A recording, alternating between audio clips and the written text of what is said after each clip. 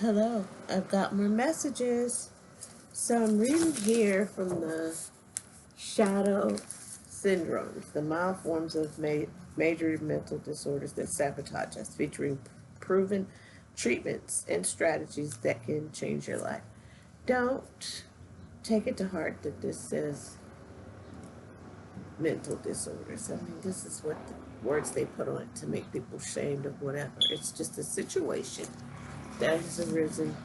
And look, there's some strategies and treatments for it. So it's just a way to transform a situation, okay, that you might be going through a difficulty.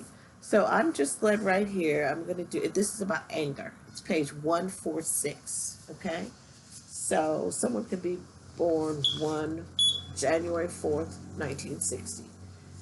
Um, okay, so I'm just going to start reading. Thus, depression identified of mental illness with depression and anxiety, not rage, was reinforced. Okay? This is saying the time of Mary Tyler Moore had passed, the day of Roseanne had married. Let's just go back.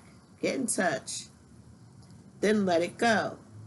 Apart from the psychologist Carol Tavris, whose book Anger, the Misunderstood Emotion, was a lone voice in raising doubts about the essential goodness of anger.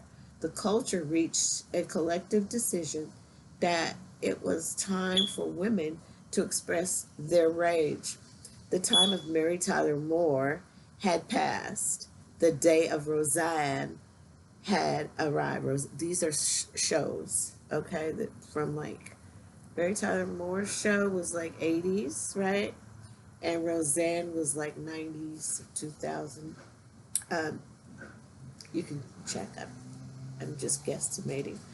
Thus, the identification of mental illness with depression and anxiety, not rage, was reinforced. Okay.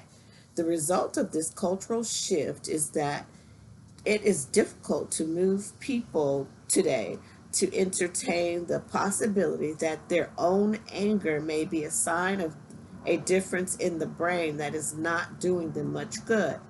Most of us experience anger, even chronic, unyielding, borderline tantruming forms of anger, not as an emotional problem, but as a valid response to life's many injustices and difficult people. And yet, when we examine the biology of anger, we see that anger and depression are intimately linked. Depressed people are all too frequently angry people as well, certainly irritable, if nothing else. A volatile temper may be a part of disorders as severe as manic depression and as mild as attention deficit disorder. In fact, unreasonable and unreasoning anger is a symptom of many of the syndromes listed in the DSM.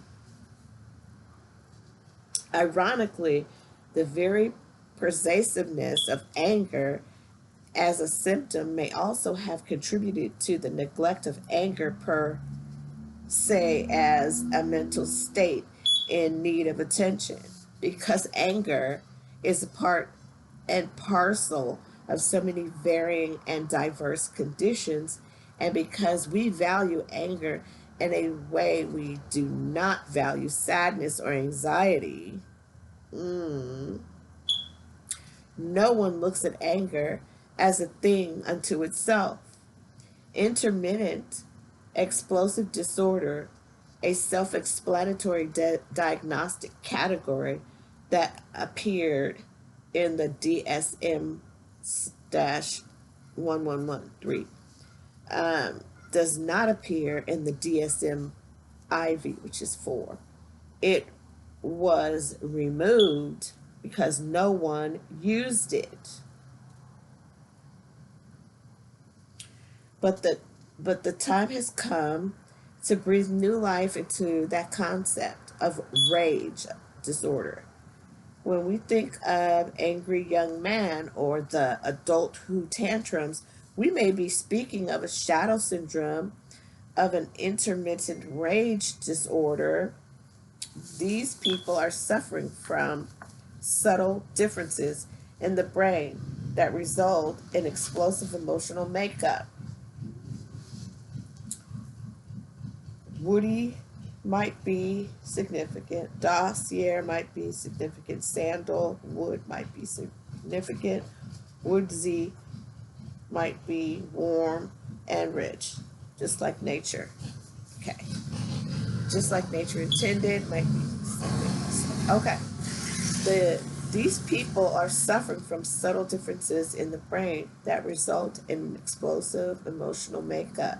This is the kind of person who blows up, flies off the handle, or explodes. And we are accustomed to explaining his behavior as the result of selfishness, narcissism, immaturity, or all three. But in fact, this person is the way he or she is, at least in part due to differences in the brain. We'll present a fuller discussion of what these differences are later. At this point, we want to note simply that, at heart, problems with rage are problems with impulse control. Impulse control is one of those fundamental psychiatric concepts you can go all your life without stumbling across until the moment you become a patient. Anyone who has struggled to raise a well behaved child he can take out in public knows the crucial importance of impulse control to a child's life. And most parents have also noticed that very different levels of built in impulse control children seem to bring with them into this world. For some children, quite simply, being good is a great deal easier than for others. This is confirmation. Ding ding. Baby ding ding, the witch is dead. The evil in us. Okay. Let's dive to that part. Okay. Look at that. Our impulses. Okay, that's like impulse shopping. You know, you get a like yesterday, people who maybe don't, have Valentine and are like obsessed with that or have issues with that, they might have gone impulse shopping online. Some people don't want to leave the house, so they go online and some buy, but some of us might fill our baskets and then empty them later. Anyway, that's an impulse.